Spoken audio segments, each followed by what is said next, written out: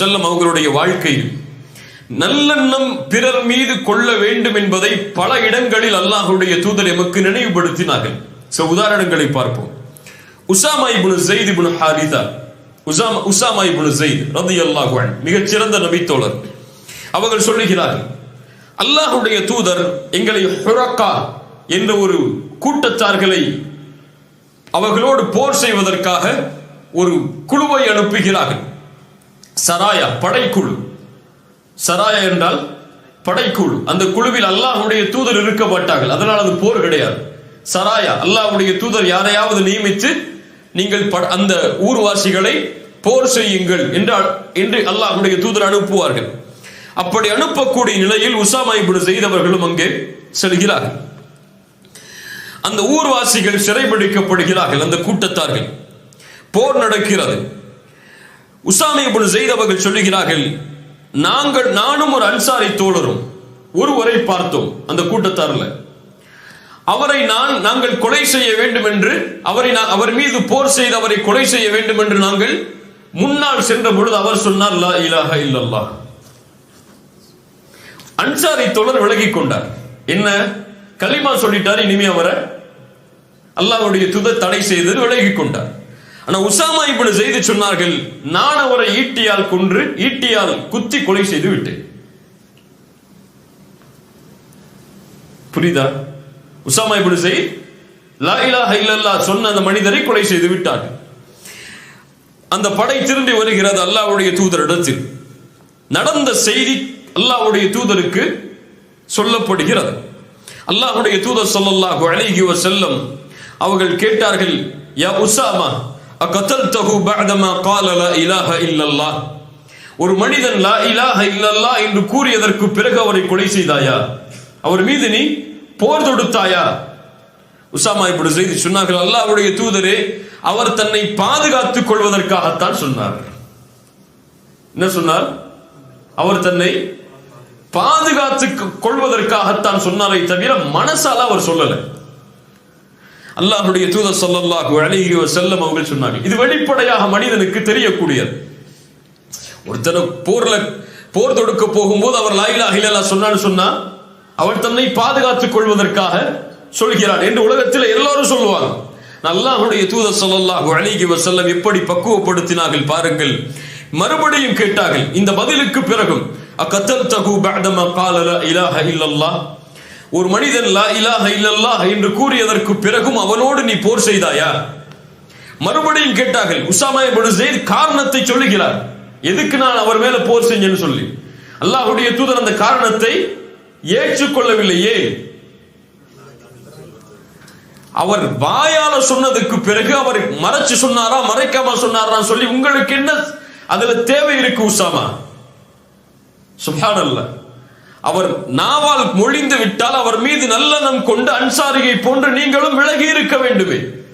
Usama இப்னு Zaid சொல்லுகிறார்கள், அல்லாஹ்வுடைய தூதர் இந்த வார்த்தையை திரும்ப திரும்ப கூறிக்கொண்டே இருந்தார்கள், நான் நினைத்தேன் இந்த நாளுக்கு பிறகு நான் இஸ்லாமை ஏற்றிருக்க வேண்டும் என்று. புரியல என்ன அர்த்தம்?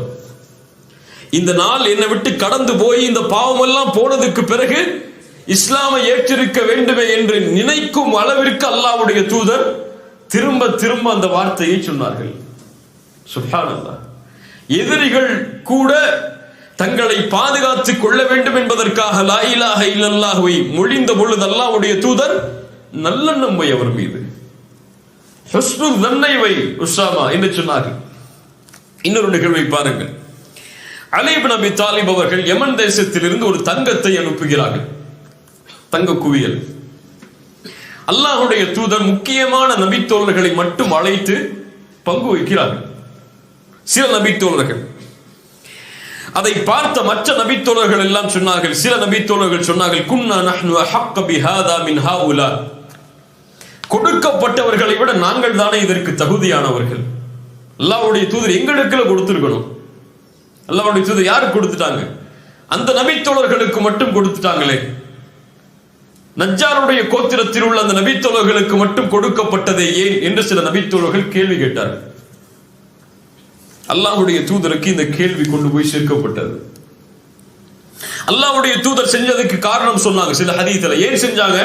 அவர்கள் புதிதாக இஸ்லாமை ஏற்றவர்கள் அவர்களுக்கு கொடுத்தால் அவர்களுடைய ஈடுபாடு ஈமானோடு இஸ்லாமோடு அதிகரிக்க வேண்டும் என்பதற்காக அல்லாஹ்வுடைய தூதர் கொடுத்தார்கள். அதில் அநீதம் செய்யல அல்லாஹ்வுடைய தூதர், மஅதல்லாஹ். அல்லாஹ்வுடைய தூதர் ஸல்லல்லாஹு அலைஹி வஸல்லம் சொன்னார்கள், நீங்கள் என்னை நம்பிக்கை கொள்ளவில்லையா? வானத்தில் உள்ள இறைவனை நான் நம்பிக்கை கொண்டிருக்கும் பொழுது அவன்தான் எனக்கு காலையிலும் மாலையிலும் வஹியை இறக்குகிறான். இந்த நபியை நீங்க நம்பிக்கை கொள்ள மாட்டீங்களா? உங்களுக்கு நல்லதுதான் செஞ்சிருப்பேன்னு சொல்லி. அப்போ ஒரு மனிதர் எழுந்திருக்கிறார். சஹாபாக்கள் அந்த மனிதருடைய தோற்றத்தை சொல்லுகிறார்கள். அவர் கண்ணு உள்ள போயிருக்கு, அவருடைய கண்ணம் எல்லாம் பெருத்து இருக்கு, அவருடைய நெற்றி கூர்மையா இருக்கு, அவர் ஆடையை கொஞ்சம் இருக்க கட்டி இருக்காரு, கீழாடைய தாடி கோர்வையா இருக்கு, ரொம்ப அடர்த்தியா இருக்கு. அந்த மனிதர் கேட்கிறார், யா ரசூலல்லாஹ் இத்தகில்லாஹ், அல்லாஹ்வுடைய தூதரே அல்லாஹ்வை பயந்து கொள்ளுங்கள். அவர் ஏத்துக்கல இந்த வார்த்தை சொன்னதுக்கு பிறகு.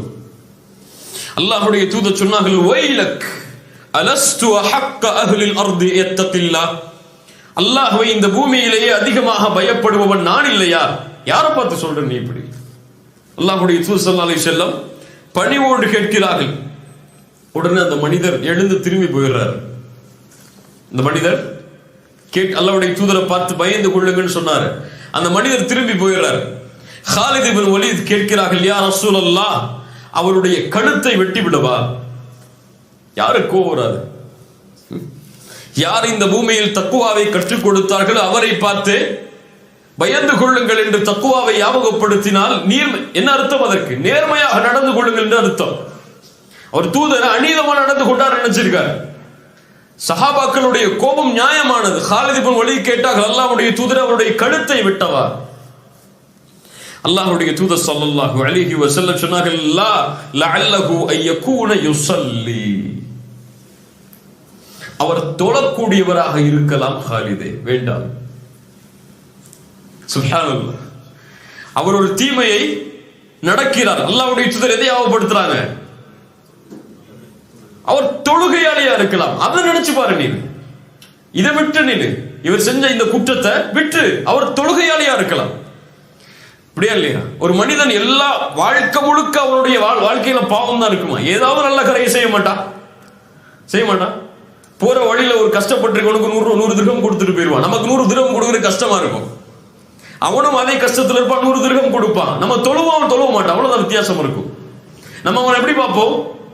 இவன் நரகத்துக்கு போயிடுவான பார்ப்போம், தொழுகாததுனால. அப்படியா இல்லையா? இவன் போய் பேசுவான், இவன் மற்றவங்களை பத்தி பேசுவான், இவன் பயானுக்கெல்லாம் வரமாட்டான், அதனால இவன்லாம் பாவி அப்படின்னு பார்ப்போம். இல்ல மாஷா அல்லாஹ், அல்லாஹ் பாதுகாத்தவர்களை தவிர. அல்லாஹ்வுடைய தூதர் என்ன சொன்னாங்க? லஅல்லஹு யகூன யுஸல்லி, அவர் தொழக்கூடியவராக இருக்கலாம். இப்ப காலித் பின் வலீத் சொன்னாங்க, வகம் மின் முஸல்லின் யகூலு பிலிசானிஹி மா லைஸ ஃபீ கல்பி, எத்துணை தொழுகையாளிகள் உள்ளத்தில் இல்லாததை நாவால் மொழிகிறார்கள். எத்துணை தொழுகையாளிகள் உள்ளத்துல இல்லாத நாவால சொல்றாங்க அல்லாஹ்வுடைய தூதரே. அந்த மாதிரி இவரும் இருப்பார். ஏற்றுக்கொள்ளல காலித் இப்னு வலீத் அவர்களுக்கு. அல்லாஹ்வுடைய தூதர் ஸல்லல்லாஹு அலைஹி வஸல்லம் சொன்னார்கள், காலிதே, நான் ரலியல்லாஹு அன்ஹு பிறருடைய உள்ளத்தை துளையிட்டு பார்ப்பதற்காகவோ அவர்களுடைய வயிறுகளை பிளந்து பார்ப்பதற்காகவோ நான் அனுப்பப்படவில்லை. சுப்ஹானல்லாஹ். யார் கற்றுக் கொடுத்த ஒழுக்கம் பாருங்கள். இதான் தீன், இதான் மார்க்கம். பிறருடைய உள்ளத்தை திறந்து பார்ப்பதற்கு நான் அனுப்பப்படவில்லை. அவனுக்கும் அல்லாஹ்வுக்கும் முடியாது. அதனை நான் ஏன் தலையிடணும்? இன்று கண்ணியத்தோடு அல்லாஹ்வுடைய தூதர் நடந்து கொண்டார்கள். இவன் யார் தெரியுமா? திரும்பி போனாரு. எவ்வளவு பெரிய குற்றவாளி தெரியுமா? அல்லாஹ்வுடைய தூதர் சொன்னார்கள், இந்த மனிதர் செல்கிறாரே என்னை விட்டு திரும்ப, இவரில் இருந்துதான் ஒரு சமூகம் உருவாகும். குர்ஆனை ஓதுவார்கள், அவர்களுடைய தொண்டைக்கு கீழே இறங்காது. அம்புகளில் இருந்து வில்லில் இருந்து அம்புகள் வெளியேறுவதை போன்று ஈமானில் இருந்து அவர்கள் வெளியேறி விடுவார்கள் என்று சொன்ன மனிதர் அவர். அவருக்கு அல்லாஹ்வுடைய தூதர் என்ன சொன்னாங்க? வெளிப்படையை பார்த்து மட்டும் முடிவெடு. அவர் அப்படி கேட்டதனால அவர் காஃபிர், அவர் முஷ்ரிக் நினைச்சு அவரை கொன்றாத. அவர் யார்? தொழுகையாளி. அது போதும் உனக்கு. அவர் மீது நல்லெண்ணம் கொள்றதுக்கு அது ஒண்ணு போதும் காலிது என்று அல்லாஹ்வுடைய தூதர் ஸல்லல்லாஹு அலைஹி வஸல்லம் பக்குவப்படுத்தினார். இப்ப தூதருடைய ஒட்டுமொத்த வாழ்க்கையிலும் இந்த தன்மையை பார்க்கலாம். யாராவது ஒருவர் தவறு செய்வதாக வந்தால் முதலில் அவரை மக்கள் தவறாக நினைப்பதற்கு முன்னால் அல்லாஹ்வுடைய தூதர் அவருடைய நன்மையை சொல்லி அவரை